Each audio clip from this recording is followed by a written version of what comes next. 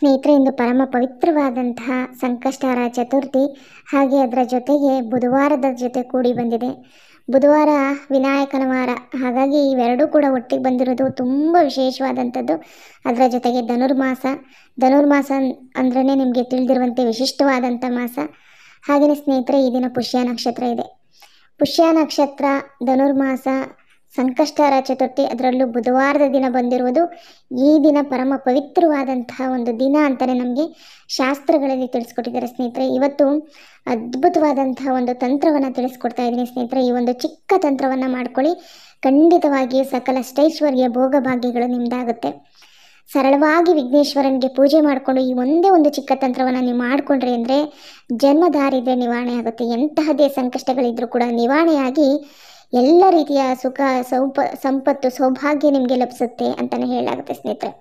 ಯಾವುದೇ ರೀತಿಯ ಸಮಸ್ಯೆಗಳಿದ್ರೂ ಕೂಡ, ಏನೇ ನಿಮಗೆ ಕಷ್ಟ ಕಾರ್ಪಣ್ಯಗಳಿದ್ರೂ ಕೂಡ, ಇವತ್ತು ನೀವು ವ್ರತಾಚರಣೆಯನ್ನು ಮಾಡೋದಕ್ಕೆ ಸಾಧ್ಯ ಆಗದಿದ್ದರೂ ಕೂಡ ನಾನು ತಿಳಿಸ್ಕೊಡುವಂಥ ಒಂದು ಸರಳವಾದ ರೀತಿಯಲ್ಲಿ ಒಂದು ಪೂಜಾ ವಿಧಿವಿಧಾನಗಳನ್ನು ಅನುಸರಿಸಿ ವಿಘ್ನೇಶ್ವರನ ಕೃಪಾ ಕಟಾಕ್ಷವನ್ನು ಪಡೆದುಕೊಳ್ಳಿ ಅಂತ ಹೇಳ್ತೀನಿ ಸ್ನೇಹಿತರೆ.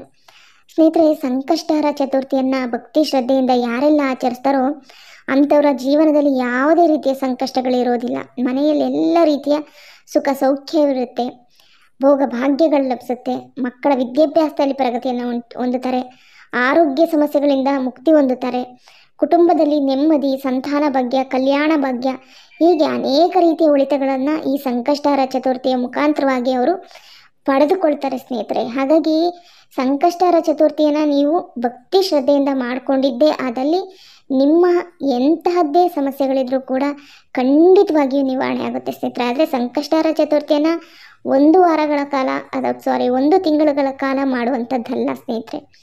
ಇದನ್ನು ಒಂದು ಮೂರು ಸಂಕಷ್ಟಹರ ಚತುರ್ಥಿಯನ್ನು ಮಾಡ್ಕೋತೀನಿ, ಇಲ್ಲ ವರ್ಷ ಪೂರ್ತಿ ಸಂಕಷ್ಟಹರ ಚತುರ್ಥಿಯನ್ನು ಮಾಡ್ಕೋತೀನಿ, ಇಲ್ಲ 5 ಸಂಕಷ್ಟಹರ ಚತುರ್ಥಿಯನ್ನು ಮಾಡ್ಕೋತೀನಿ ಅಂತ ಹೇಳ್ಬಿಟ್ಟು ನೀವು ಫಸ್ಟು ಸಂಕಲ್ಪ ಮಾಡಿಕೊಂಡು ನಿಮ್ಮ ಕೋರಿಕೆಗಳನ್ನು, ನಿಮ್ಮ ಬೇಡಿಕೆಗಳನ್ನು ಗಣಪತಿಯ ಮುಂದೆ ನೀವು ಹೇಳ್ಕೊಳ್ಬೇಕಾಗತ್ತೆ. ಈ ರೀತಿ ಹೇಳ್ಕೊಂಡು ಸಂಕಲ್ಪ ಮಾಡಿಕೊಂಡು ನೀವು ಸಂಕಷ್ಟಹರ ಚತುರ್ಥಿಯನ್ನು ಮಾಡಿಕೊಂಡ್ರಿ ಅಂದರೆ 100% ನಾನು ತಿಳಿಸ್ಕೊಡ್ತೀನಿ ಸ್ನೇಹಿತರೆ, ನಿಮ್ಮ ಕಷ್ಟ ಕಾರ್ಪಣ್ಯಗಳು ಸಂಪೂರ್ಣವಾಗಿ ನಿವಾರಣೆ ಆಗುತ್ತೆ, ಅದೃಷ್ಟ ಒಲಿದು ಬರುತ್ತೆ. ಹಾಗೆ ಸ್ನೇಹಿತರೆ, ಇವತ್ತು ನಾನು ಸರಳವಾಗಿ ಪೂಜಾ ವಿಧಿವಿಧಾನಗಳನ್ನು ತಿಳಿಸ್ಕೊಡ್ತೀನಿ, ಆ ಪ್ರಕಾರದಲ್ಲಿ ಮಾಡ್ಕೊಳ್ಳಿ ಸ್ನೇಹಿತರೆ. ಇಂದು ಸಾಧ್ಯವಾದಷ್ಟು ಬೇಗ ಎದ್ದು ಸ್ನಾನಾದಿಗಳನ್ನು ಮುಗಿಸ್ಕೊಳ್ಳಿ. ಸ್ನಾನ ಮಾಡುವಂಥ ನೀರಿಗೆ ಸ್ವಲ್ಪ ನೀವು ಗರಿಕೆ ಮತ್ತು ಸ್ವಲ್ಪ ಬೇವಿನ ಸೊಪ್ಪನ್ನು ಹಾಕಿ ಸ್ನಾನ ಮಾಡೋದ್ರಿಂದ ದಾರಿದ್ರ್ಯ ನಿವಾರಣೆ ಆಗುತ್ತೆ ಅಂತಲೇ ಹೇಳ್ತಾರೆ. ಅದು ನಿಮಗೆ ತಕ್ಷಣಕ್ಕೆ ಸಿಗಲಿಲ್ಲ ಅಂದರೆ ಚಿಟಿಕೆ ಅರಿಶಿಣವನ್ನು ಹಾಕ್ಕೊಂಡು ನೀವು ಸ್ನಾನ ಮಾಡ್ಬೋದು. ಮನೆ ಅಂಗಳವನ್ನು ಶುಭ್ರಗೊಳಿಸ್ಕೊಳ್ಳಿ, ಮನೆಯನ್ನೆಲ್ಲ ಶುಭ್ರಗೊಳಿಸ್ಕೊಳ್ಳಿ, ಉಸ್ತಿಲ ಪೂಜೆಯನ್ನು ಮುಗಿಸ್ಕೊಳ್ಳಿ. ಹಾಗೆ ಅನಂತರವಾಗಿ ಸೂರ್ಯನಿಗೊಂದು ನಮಸ್ಕಾರವನ್ನು ಮಾಡಿಕೊಂಡು ಅನಂತರವಾಗಿ ನಿಮ್ಮ ದೇವರ ಕೋಣೆಗೆ ಬಂದು ವಿಘ್ನೇಶ್ವರನ ಫೋಟೋವಾಗಲಿ ವಿಗ್ರಹವಾಗಲಿ ಇದ್ದರೆ ಪೂಜಿಸಿ. ಸ್ಫಟಿಕ ಗಣೇಶ ಇದ್ದರೆ ತುಂಬಾ ಒಳ್ಳೆಯದು. ಸ್ಫಟಿಕ ಗಣಪತಿಯನ್ನು ನೀವು ಪೂಜಿಸಿದ್ದೇ ಆದಲ್ಲಿ ನಿಮ್ಮ ಕುಟುಂಬದಲ್ಲಿ ನೆಮ್ಮದಿ, ಸುಖ, ಶಾಂತಿಯನ್ನು ನೋಡ್ತೀರಾ. ಆರೋಗ್ಯವಾಗಿರುವಂತಹ ಒಂದು ಕುಟುಂಬ ನಿಮ್ಮದಾಗುತ್ತೆ, ಅದೃಷ್ಟ ತರುವಂತಹ ಒಂದು ಕುಟುಂಬ ನಿಮ್ಮದಾಗುತ್ತೆ ಸ್ನೇಹಿತರೆ. ಸ್ಫಟಿಕ ಗಣೇಶ ಇದ್ದರೆ ನೀವು ಅದನ್ನು ಕೂಡ ಪೂಜಿಸ್ಬೋದು. ಅದಿಲ್ಲ ಅಂದ್ರೂ ಕೂಡ ಶ್ವೇತ ಗಣೇಶ ಇದ್ದರೆ ಇನ್ನೂ ಒಳ್ಳೆಯದು, ಅದನ್ನು ಕೂಡ ಪೂಜಿಸಿದ್ರು ಕೂಡ ನಿಮ್ಗೆ ತುಂಬಾ ಒಳಿತಾಗುತ್ತೆ. ಅದ್ಯಾವುದೂ ಇಲ್ಲ ಅಂದರೆ ಚಿಂತಿಸುವ ಅಗತ್ಯವಿಲ್ಲ. ಒಂದು ಅರಿಶಿಣದಿಂದ ಕೂಡ ನೀವು ಗಣಪತಿಯನ್ನು ಮಾಡ್ಕೊಂಡು ಅದನ್ನು ಕೂಡ ಪೂಜಿಸ್ಬೋದು. ಇಲ್ಲಾಂದರೆ ಫೋಟೋ ಇದ್ದರೆ ಫೋಟೋವನ್ನೇ ನೀವು ಪೂಜಿಸ್ಬೋದು. ಫೋಟೋ ಇದ್ದರೆ ಫೋಟೋವನ್ನು ಶುಭ್ರಗೊಳಿಸ್ಕೊಳ್ಳಿ, ಸ್ವಚ್ಛ ಮಾಡ್ಕೊಂಡಾದ ನಂತರ ಅರಿಶಿಣ, ಗಂಧ, ಕುಂಕುಮದಿಂದ ಅಲಂಕರಿಸ್ಕೊಳ್ಳಿ. ಅನಂತರವಾಗಿ ಸ್ನೇಹಿತರೆ, ಈ ದಿನ ಗಣಪತಿಗೆ ಮುಖ್ಯವಾಗಿ ಕೆಂಪು ಪುಷ್ಪಗಳಿಂದ ಪೂಜಿಸಬೇಕು. ಕೆಂಪು ದಾಸವಾಳ ಆಗಲಿ ಅಥವಾ ಕೆಂಪು ಗುಲಾಬಿಯಿಂದ ಪೂಜಿಸಿದರೆ ಗಣಪತಿಯ ಒಂದು ಕೃಪಾ ಕಟಾಕ್ಷ ನಿಮ್ಮ ಮೇಲೆ ದೊರೆಯುತ್ತೆ ಅಂತಲೇ ಹೇಳ್ಬೋದು. ಹಾಗೆ ಸ್ನೇಹಿತರೆ, 21 ಎಕ್ಕದ ಹೂಗಳನ್ನು, ಬಿಳಿ ಎಕ್ಕದ ಹೂಗಳು, ವಿಶೇಷವಾಗಿ ಬಿಳಿ ಎಕ್ಕದ ಹೂವು ಅಂದರೆ ಗಣಪತಿಗೆ ಬಹಳ ಪ್ರಿಯಕರವಾದಂಥದ್ದು. ಬಿಳಿ ಎಕ್ಕದ ಹೂಗಳಿಗೆ ಸ್ವಲ್ಪ ಅರಿಶಿಣ, ಕುಂಕುಮ, ಗಂಧವನ್ನು ಹಚ್ಚಿ ಅದನ್ನು ಹಾರವಾಗಿ ಕಟ್ಟಿ ನೀವು ಗಣಪತಿಗೆ ಹಾಕೋದ್ರಿಂದ ನಿಮ್ಮ ಸಕಲ ಸಂಕಷ್ಟಗಳು ಕೂಡ ದೂರವಾಗುತ್ತೆ ಅಂತಲೇ ಹೇಳಲಾಗುತ್ತೆ ಸ್ನೇಹಿತರೆ. ಗಣಪತಿಯ ಕೃಪೆ ನಿಮಗೆ ಅತಿ ಶೀಘ್ರವಾಗಿ ಲಭಿಸುತ್ತೆ ಅಂತಲೇ ಹೇಳಲಾಗುತ್ತೆ ಸ್ನೇಹಿತರೆ. ಈ ದಿನ ಗಣಪತಿಗೆ ಮುಡಿಪನ್ನು ಕಟ್ಟುವಂಥದ್ದೇ ವಿಶೇಷ. ಮುಡಿಪನ್ನು ಕಟ್ಟಿ ಅಕ್ಕಿ ಮತ್ತು 2 ಬಟ್ಲಾಡಿಕೆ, 2 ಖರ್ಜೂರ, ಹಾಗೆಯೇ 11 ರೂಪಾಯಿ ಕಾಣಿಕೆ, ಹಾಗೆ 3 ಬೊಗಸೆ ಅಕ್ಕಿಯನ್ನು ಒಂದು ಕೆಂಪು ಬಣ್ಣದ ವಸ್ತ್ರದಲ್ಲಾಗಲಿ ಹಳದಿ ಬಣ್ಣದ ವಸ್ತ್ರದಲ್ಲಾಗಲಿ ಮುಡಿಪನ್ನು ಕಟ್ಟಿ ಅದಕ್ಕೆ ಅರಿಶಿಣ, ಕುಂಕುಮ, ಗಂಧವನ್ನು ಇಟ್ಟು ಗಣಪತಿಯ ಒಂದು ಫೋಟೋ ಕೆಳಗಡೆ ಇಟ್ಟು ನಿಮ್ಮ ಸಂಕಲ್ಪವನ್ನು ಬೇಡ್ಕೊಂಡು ಅನಂತರವಾಗಿ ಅದೇ ಅಕ್ಕಿಯಿಂದ ನೀವು ಪ್ರಸಾದವನ್ನಾಗಿ ಮಾಡಿ, ಒಂದು ಪೊಂಗಲ್ ಆಗಲಿ ಒಂದು ಕ್ಷೀರಾನ್ನವನ್ನಾಗಲಿ ಮಾಡಿಬಿಟ್ಟು ಅನಂತರವಾಗಿ 11 ರೂಪಾಯಿ ಮತ್ತು ಖರ್ಜೂರವನ್ನು ನಿಮ್ಮ ಹಣದ ಪೆಟ್ಟಿಗೆಯಲ್ಲಿ ಇಟ್ಕೊಂಡು ಅಡಿಕೆಯನ್ನು ನಿಮ್ಮ ಮನೆಯ ಮುಂಭಾಗಿಲಿಗೆ ಒಂದು ಕೆಂಪು ವಸ್ತ್ರದಲ್ಲಿ ಕಟ್ಟಿದರೆ ನಿಮ್ಮ ಸಕಲ ದಾರಿದ್ರ್ಯ ನಿವಾರಣೆಯಾಗಿ ಅದೃಷ್ಟ ಒಲಿದು ಬರುತ್ತೆ ಅಂತಲೇ ಹೇಳಲಾಗುತ್ತೆ ಸ್ನೇಹಿತರೆ.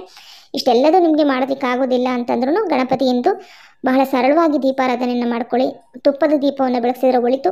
ಬೇಗ ಸ್ನಾನಾದಿಗಳನ್ನು ಮುಗಿಸ್ಕೊಳ್ಳಿ. ಚಿಟಿಕೆ ಅರಿಶಿಣವನ್ನು ಹಾಕ್ಕೊಂಡು ಸ್ನಾನವನ್ನು ಮಾಡ್ಕೊಳ್ಳಿ. ಹಾಗೆ ನೆಲವರಿಸುವಂತಹ ನೀರಿಗೂ ಕೂಡ ಚಿಟಿಕೆ ಅರಿಶಿಣವನ್ನು ಹಾಕ್ಬೋದು, ಅಥವಾ ಒಂದು ಸ್ವಲ್ಪ ಅರಿಶಿಣದ ನೀರನ್ನು ಮನೆಗೆಲ್ಲ ಪ್ರೋಕ್ಷಣೆ ಮಾಡಿಕೊಂಡು ಶುಭ್ರಗೊಳಿಸ್ಕೊಂಡ ನಂತರವಾಗಿ ಈ ವಿಧಿವಿಧಾನಗಳನ್ನು ಮಾಡ್ಕೊಳ್ಳಿ. ಗಣಪತಿಗೆ ಏನೂ ನಿಮಗೆ ನೈವೇದ್ಯ ಮಾಡಿ ಇಡೋದಕ್ಕಾಗದೇ ಇದ್ರೂ ಬಾಳೆಹಣ್ಣು ಸರಿ ನೈವೇದ್ಯವಾಗಿ ಇಟ್ಟು ಗಣಪತಿಗೆ ಅನಂತರವಾಗಿ ಒಂದು ಸಂಕಲ್ಪವನ್ನು ಮಾಡಿಕೊಂಡು ಒಂದು ಬಿಳಿ ಬಟ್ಟೆಯನ್ನು ತೆಗೆದುಕೊಳ್ಳಿ. ಒಂದು ಬಿಳಿ ಬಟ್ಟೆಯನ್ನು ತೆಗೆದುಕೊಂಡು ಅದರಲ್ಲಿ ನೀವು 2 ಬಟ್ಲಾಡಿಕೆಯನ್ನು ಹಾಕಬೇಕಾಗುತ್ತೆ, 2 ಅರಿಶಿಣದ ಕೊನೆಯನ್ನು ಹಾಕಬೇಕಾಗುತ್ತೆ. ಅದಕ್ಕೆ 1 ರೂ ನಾಣ್ಯವನ್ನು ಹಾಕಬೇಕಾಗುತ್ತೆ, 2 ಎಕ್ಕದ ಹೂಗಳು, ಬಿಳಿ ಎಕ್ಕದ ಹೂಗಳು. ಇದನ್ನು ನೀವು ಬೆಳಗ್ಗೆನಾದರೂ ಸಂಕಲ್ಪ ಮಾಡ್ಕೊಳ್ಬೋದು, ಸಂಜೆ ಪೂಜೆಯಲ್ಲಾದರೂ ನೀವು ಸಂಕಲ್ಪ ಮಾಡ್ಕೊಳ್ಬೋದು. ಸಾಧ್ಯವಾದಷ್ಟು ಸಾಯಂಕಾಲದ ಪೂಜೆಯಲ್ಲಿ ಗೋಧೂಳಿ ಸಮಯದಲ್ಲಿ ಮಾಡ್ಕೊಳ್ಳಿ, ಖಂಡಿತವಾಗ್ಲೂ ಒಳಿತನ್ನು ಕಾಣ್ತೀರಾ. ಈ ಸಾಯಂಕಾಲದ ಇಷ್ಟನ್ನು ನೀವು ಮಾಡ್ಕೊಂಬಿಟ್ಟು ಇದಿಷ್ಟನ್ನು ಕೂಡ ನೀವು ಗಂಟನ್ನು ಕಟ್ಟಿ ಒಂದು ಬಿಳಿ ಬಣ್ಣದ ಬಟ್ಟೆಯಲ್ಲಿ ನೀವು ಇಷ್ಟು ವಸ್ತುಗಳನ್ನು ಹಾಕಬೇಕಾಗುತ್ತೆ. ಫಸ್ಟ್ ಹೇಳ್ತಾ ಇದ್ದೀನಿ ಮತ್ತೆ, ಎಕ್ಕದ ಹೂವು, 2 ಅಡಿಕೆ, ಬಟ್ಲು ಅಡಿಕೆ, 2 ಅರಿಶಿಣದ ಕೊಂಬು, 1 ರೂ ನಾಣ್ಯ. ಇಷ್ಟೇ ಸ್ನೇಹಿತರೆ. ಈ 4 ಪದಾರ್ಥಗಳನ್ನು ಹಾಕ್ಬಿಟ್ಟು ಗಂಟನಾಗಿ ಕಟ್ಟಿ ಒಂದು ಚಿಕ್ಕ ಗಂಟನ ಗಣಪತಿಯ ಫೋಟೋ ಮುಂದೆ ಒಂದು ಸಂಕಲ್ಪ ಪೂರ್ವಕವಾಗಿ ಇಟ್ಟು ನಮ್ಮ ಕಷ್ಟ ಕಾರ್ಪಣ್ಯಗಳು ದೂರ ಆಗಬೇಕು, ಅದೃಷ್ಟ ನಮಗೆ ಒಲಿದು ಬರಬೇಕು, ಮಹಾಲಕ್ಷ್ಮಿ ಅನುಗ್ರಹ ಕೂಡ ಸಿಗಬೇಕು ನಿನ್ನ ಜೊತೆ ಅಂತ ಕೇಳಿಕೊಂಡು ಈ ಒಂದು ತಂತ್ರವನ್ನು ಮಾಡ್ಕೊಳ್ಬೇಕು. ಅರಿಶಿಣ ಮತ್ತು ಬಟ್ಟಲ ಅಡಿಕೆ ಹಾಕಿರುವಂಥದ್ದು ಮಹಾಲಕ್ಷ್ಮಿ ಅನುಗ್ರಹ, ಹಾಗೆ 1 ರೂ ನಾಣ್ಯ ಹಾಕಿರೋದು ಲಕ್ಷ್ಮಿ ಅನುಗ್ರಹಕ್ಕಾಗಿ. ಇನ್ನು ಈ ಒಂದು ಎಕ್ಕದ ಹೂಗಳನ್ನ ಇಟ್ಟಿರೋದು ಯಾವುದೇ ರೀತಿಯ ಈ ಒಂದು ತಂತ್ರದಲ್ಲಿ ವಿಘ್ನ ವಿಘ್ನೇಶ್ವರ ಕಾಪಾಡಲಿ ಅನ್ನೋ ಒಂದು ದೃಷ್ಟಿಯಿಂದ ಇಟ್ಬಿಟ್ಟು ಈ ಒಂದು ಗಂಟನ್ನು ಅಕ್ಕಿ ಡಬ್ಬದೊಳಗೆ ಇಟ್ಕೊಂಡ್ರೆ ಸಕಲಷ್ಟೈಶ್ವರ್ಯ ಭೋಗ ಭಾಗ್ಯಗಳು ಲಭಿಸುತ್ತೆ ಸ್ನೇಹಿತರೆ. ಯಾವುದೇ ರೀತಿ ಸಮಸ್ಯೆಗಳು ನಿಮ್ಮ ಜೀವನದಲ್ಲಿ ಬರಲ್ಲ. ಹಣದ ಸಮಸ್ಯೆ ಅಂತೂ ಮುಖ್ಯವಾಗಿ ಬರೋದಿಲ್ಲ, ಧನಲಾಭವಾಗುತ್ತೆ. ನಾನಾ ಮೂಲಗಳಿಂದ 4 ದಿಕ್ಕುಗಳಿಂದನೂ ಕೂಡ ನಿಮಗೆ ಧನಾಗಮನ ಆಗುವಂಥ ಒಂದು ಸಾಧ್ಯತೆ ಇದೆ ಸ್ನೇಹಿತರೆ. ಯಾರೆಲ್ಲ ಭಕ್ತಿ ಭಾವದಿಂದ ಈ ಒಂದು ತಂತ್ರವನ್ನು ಮಾಡ್ಕೊತೀರೋ ಅವರಿಗೆ ಅದೃಷ್ಟ ಒಲಿದು ಬರುತ್ತೆ. ಈ ಒಂದು ಗಂಟೆಗೂ ಕೂಡ ನೀವು ಅರಿಶಿಣ ಕುಂಕುಮವನ್ನು ಇಟ್ಟು ಸ್ವಲ್ಪ ಪೂಜಿಸಿ ಅನಂತರವಾಗಿ ನೀವು ನಿಮ್ಮ ಅಕ್ಕಿ ಡಬ್ಬದಲ್ಲಿ ಇದನ್ನು ಇಟ್ಕೊಳ್ಬೇಕು. ಒಂದು ಅರ್ಧ ಗಂಟೆನಾದರೂ ಗಣಪತಿ ಫೋಟೋ ಮುಂದೆ ಬಿಟ್ಟು ಅನಂತರವಾಗಿ ನಿಮ್ಮ ಅಕ್ಕಿ ಡಬ್ಬದಲ್ಲಿ ಇದನ್ನು ಬಚ್ಚಿಡಿ. ಇದನ್ನು ನೀವು ಬರುವ ಸಂಕಷ್ಟಿ ತನಕ ಅದನ್ನು ಅಲ್ಲೇ ಬಿಡಬೇಕಾಗುತ್ತೆ. ಬರುವ ಸಂಕಷ್ಟಹರ ಚತುರ್ಥಿ ದಿನ ಮತ್ತೆ ನೀವು ಅದನ್ನು ತೆಗೆದು ಬದಲಾಯಿಸಿ ಮತ್ತೆ ಸಂಕಷ್ಟಹರ ಚತುರ್ಥಿ ದಿನ ಇದೇ ಪ್ರಕಾರದಲ್ಲಿ ನೀವು ಮಾಡ್ಕೊಳ್ಳಿ. ಹಾಗೆಯೇ ಇವತ್ತು ಗಣಪತಿಗೆ ನೀವು ಓಂ ಗಂ ಗಣಪತಿಯೇ ನಮಃ ಅನ್ನೋ ಒಂದು ಮಂತ್ರವನ್ನು ಕೂಡ ನೀವು ಪಠಿಸ್ಬೋದು. ಹಾಗೆಯೇ ಸ್ನೇಹಿತರೆ, ಸಂಕಷ್ಟಗಳನ್ನು ದೂರ ಮಾಡುವಂತಹ ಒಂದು ಅದ್ಭುತವಾದಂತಹ ಮಂತ್ರ ಅಂತಂದರೆ, ಸ್ತೋತ್ರ ಅಂತಂದರೆ ಸಂಕಟನಾಥ ಗಣೇಶ ಸ್ತೋತ್ರ. ಈ ಒಂದು ಸ್ತೋತ್ರವನ್ನು ನೀವು ಒಂದು 4 ಬಾರಿ ಆದ್ರೂ ನೀವು ಪಠನೆ ಮಾಡಿ. ನೀವು ಉಪವಾಸ ಇದ್ರೂ ಕೂಡ ಒಳ್ಳೆಯದೇ.